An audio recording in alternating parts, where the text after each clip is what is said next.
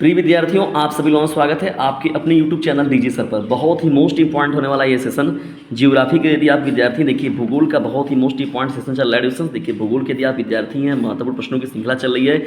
UP board की कक्षा 12 के विद्यार्थियों के लिए 5 मार्च को आप सभी लोगों का पेपर है, तो इन प्रश्नों की श्रृंखला को तैयार करके जाइए। निश्चित तौर पर यहाँ से प्रश्न जो है आपको देखने को जरूर मिलेंगे, और यदि सेशन थोड़ा सा भी हेल्पफुल लगेगा तो इसे अपने क्लासमेट पर शेयर जरूर कर दीजिएगा। बढ़ते हैं महत्वपूर्ण प्रश्नों की श्रृंखला में। देखिए, पहला प्रश्न क्या है डिस्टेंस यहाँ पर, रेडियर किस क्षेत्र में पाया जाता है। देखिए, रेडियर की अगर बात किया जाए तो ये मुख्य रूप से जो होता है टुंड्रा प्रदेश में मिलता है। कहाँ मिलता है? टुंड्रा प्रदेश में पाया जाता है। मसाई क्या है? देखिए, मसाई के बारे में अगर बात किया जाए तो ये मुख्य रूप से एक जनजाति होती है। क्या होता है डिस्टेंस? ये एक जनजाति है। 2011 के जनगणना के अनुसार भारत का जनसंख्या घनत्व क्या था? देखिए, 2011 की जनगणना के बारे में बात करें तो जो भारत का जनसंख्या घनत्व था वो था 382 व्यक्ति प्रति वर्ग किलोमीटर, यानी प्रति वर्ग किलोमीटर में जो थे 382 व्यक्ति निवास कर रहे थे। भारत में सर्वाधिक जनवृद्धि की अवधि थी तो देखिए डिस्टेंस 1991 से 2001 का जो सन था, इसमें जो है जनसंख्या वृद्धि जो था तो वो सर्वाधिक देखने को मिला है। चलिए आगे बढ़ते हैं महत्वपूर्ण प्रश्नों की श्रृंखला में हम लोग आगे डिस्टेंस। लेकिन आगे बढ़ने से पहले इसे शेयर भी करते चलिए, बहुत ही महत्वपूर्ण ये सेशन है। तमिलनाडु में कौन भाषाई परिवार प्रमुख है? तो देखिए, द्रविड़ जो होगा यहाँ पर इस प्रश्न का राइट आंसर हो जाएगा। निम्नलिखित राज्यों में से किसमें शिक्षितों का प्रतिशत सर्वाधिक है? देखिए, शिक्षितों का प्रतिशत जो है सर्वाधिक तो केरल है। केरल में साक्षरता दर जो है बहुत ज़्यादा है, ठीक है ना, बहुत ही मोस्ट इंपॉर्टेंट ये स्टेट है, और एजुकेटेड लोगों की संख्या यहाँ पर बहुत ही ज़्यादा है। मतलब अनएजुकेटेड कहा जाए तो नाम मात्र के लोग बस हैं यहाँ पर, ठीक है ना। किस नगरीय क्षेत्र में प्रवासी जनसंख्या घनत्व तो सर्वाधिक है? तो देखिए, जनसंख्या की बात कर रहे हैं, प्रवासी जनसंख्या का अंश सर्वाधिक है, तो यहाँ पर डिस्टेंस देखिए जो हो जाएगा इस प्रश्न का राइट आंसर वो आपका क्या हो जाएगा?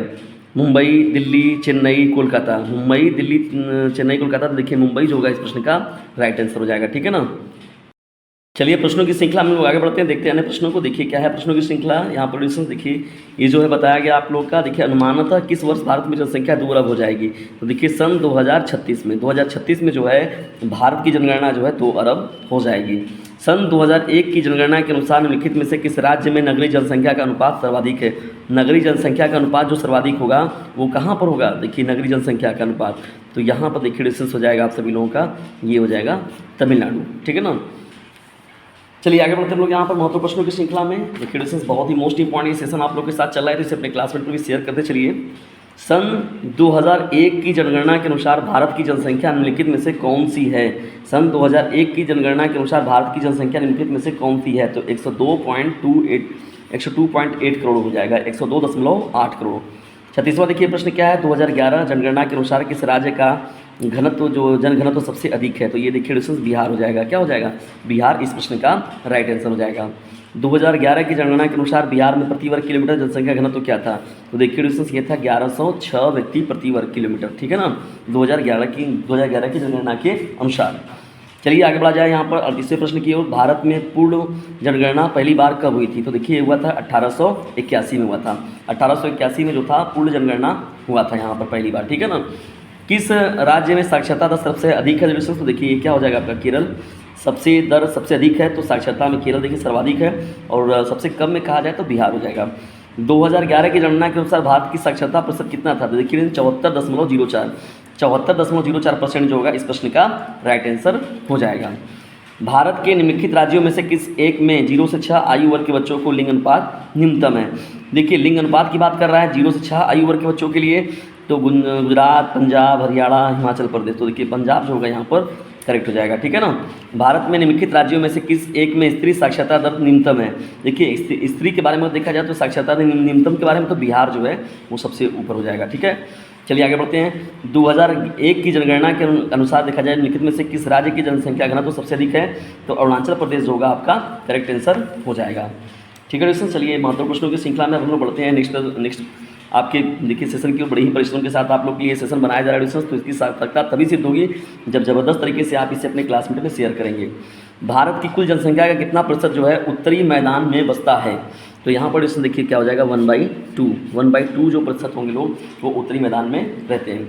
इनमें से किस राज्य की जनसंख्या सबसे अधिक है? तो देखिए डिस्टेंस क्या हो जाएगा? उड़ीसा जो होगा इस प्रश्न का राइट आंसर हो जाएगा ना, 45वें का विकल्प नंबर सी। 46वां देखिए प्रश्न क्या है आपका, विगत 100 वर्षों में भारत की जनसंख्या लगभग कितनी गुनी बढ़ी है। तो देखिए डिस्टेंस अगर देखा जाए मुख्य रूप से तो ये तो 5 गुनी बढ़ी है। कितनी बढ़ी है? 5 गुनी। विगत 100 वर्षों में देखा जाए तो भारत की जनसंख्या जो है लगभग 5 गुनी बढ़ी है। भारत में सबसे कम जनसंख्या किस राज्य की है। देखिए भारत में सबसे कम जनसंख्या जो अगर बात किया जाए हम लोग सबसे कम जनसंख्या की बात कर रहा है तो बताइए सबसे कम कहाँ पर है। हिमाचल प्रदेश, अरुणाचल प्रदेश, सिक्किम, गोवा। तो देखिए बताइए सिक्किम होगा कि अरुणाचल प्रदेश होगा। मैं आपको एक हिंट दे रहा हूँ, तो ये कौन सा इन दोनों में से होगा। चलिए आगे बढ़ते हैं। 2001 की जनगणना के अनुसार भारत की जनसंख्या का कितना प्रतिशत अशिक्षित था। तो देखिए 35%, ठीक है ना, ये आपका करेक्ट हो जाएगा। भारत में विश्व की कुल जनसंख्या कितने प्रतिशत लोग बसते हैं। तो यहाँ पर देखिए डिस्टेंस क्या हो जाएगा, 16%, ठीक है ना। पूरे विश्व का लगभग 2.42% जमीन जो है हम लोग के पास है, और लेकिन जनसंख्या जो है 16% हम लोग के यहाँ निवास करती है। यही हम लोग के देश की सबसे बड़ी विशेषता है, डिफरेंस।